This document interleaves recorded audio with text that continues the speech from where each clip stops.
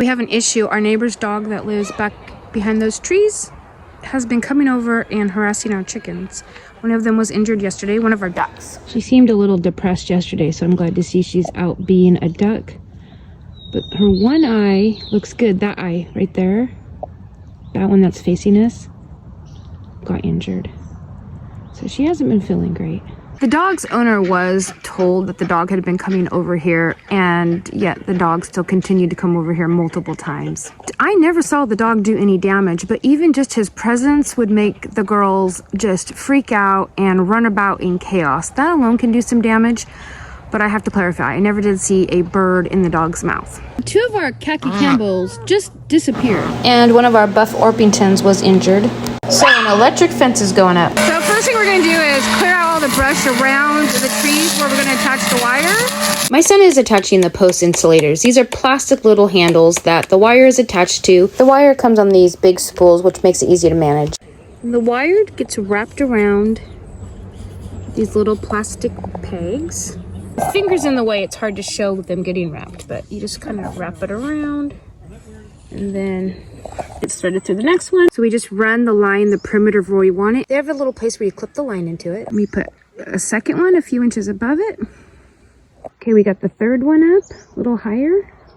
For the girls, I'm sure just this would be sufficient, but since the dog was quite large, 5 rows. It's about 4 feet high, just to keep anything out, because we do have bear around here too.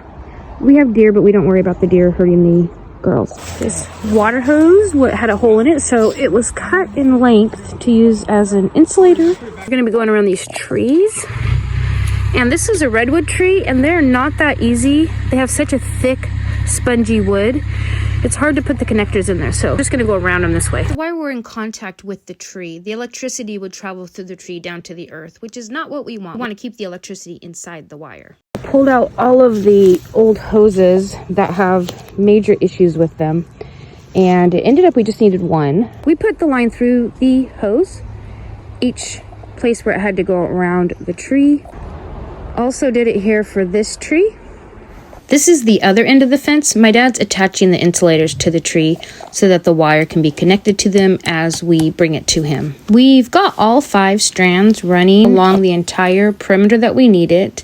And then my dad is at the very end just tightening them up around the insulators wherever he can so that they are pretty taut and not sagging. And then each of these wires are all attached with another wire so the electricity can flow through each one of them. There is also a plastic coated wire that he's taking the covering off of right now to attach to the electric fence. This wire runs all the way back to the shed where the electric box is so that it can pull the electricity from the shed out to our fence. This is what that end looks like when it's completely finished. Now each of these 4 wires are individual strands, but each strand has to be connected together so that the electricity can flow through. So we just have the wires all connected with more wire up to the top like that.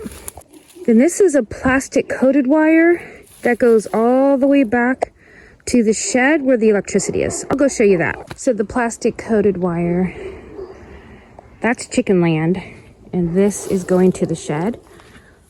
I think I bought about 50 feet of it, which was plenty. To the shed. It attaches to the electric box. That's the brand. My daughter picked it up at Tractor Supply. It works super well. Not too strong, not too weak. So that is one end of the fence. It goes all the way around. Keeps going to the back side of our chicken coop and fence, which is where it is attached down there on the posts. So this is the area that is protected by the electric fence. We have these little red flags. The little red flags are a visual reminder to people and animals that this fence exists, because it really does blend in quite nicely and you can't really see it without the flags. But with them, hopefully that pup remembers the red flags are bad. So the fence ends there, and there is a worn down wire fence overgrown with brambles along this edge, which something could get through, but so far it's been okay. And we've got my garden fence right up next to their coop area. And then another bramble covered fence that really isn't secure. A complete entryway here that something could get through. And then the other end of the bramble colored fence where the fence ends down there. So apparently the fence went down and I didn't even know about it. My daughter came out and fixed it in probably 15 minutes. But 2 of the strands were loose. Something had either got tangled in it or tried to go through it. 2 of the post insulators broke off, which meant she had to replace them and then attach the fence back to it. So this is the second time in 2 weeks that something has gone through the fence and broken 2 of these things down at that end over there. So they broke off right at the base, right in half. I'm very grateful that my kids are handy to be helpful. The broken insulators just get hammered out and then the new ones get put into their place. I'm gonna go ahead and let her finish this up. It has been 1 month since installing this electric fence. I have never seen the dog over here again since the first day we put it in. The girls, the chickens and ducks have occasionally got shocked. It doesn't seem to bother them too much. They're insulated with their feathers, so that might help. 1 duck got on the other side of the fence when the male was chasing it. The male stopped, so I know he's made contact with that fence before. But the female went through. I had my daughter turn it off and I went over, grabbed her and put her over. One negative is we don't have a gate on this side for the fence. So we have to turn it off or get shocked to do anything around it. Our birds truly seem completely unfazed by it. For now, it's been a fantastic solution. It took an afternoon to put it up. It's not expensive. And they had everything we needed down at our local hardware supply stores and like at Tractor Supply. So maybe it's a good solution for an issue you're having. I don't know, but I wouldn't hesitate on... It's low enough voltage that it's not going to hurt the dogs, the kids, the chickens. So it's been a good thing. If you hear that noise, this clump of bush, the ducks love it. See that little hole there?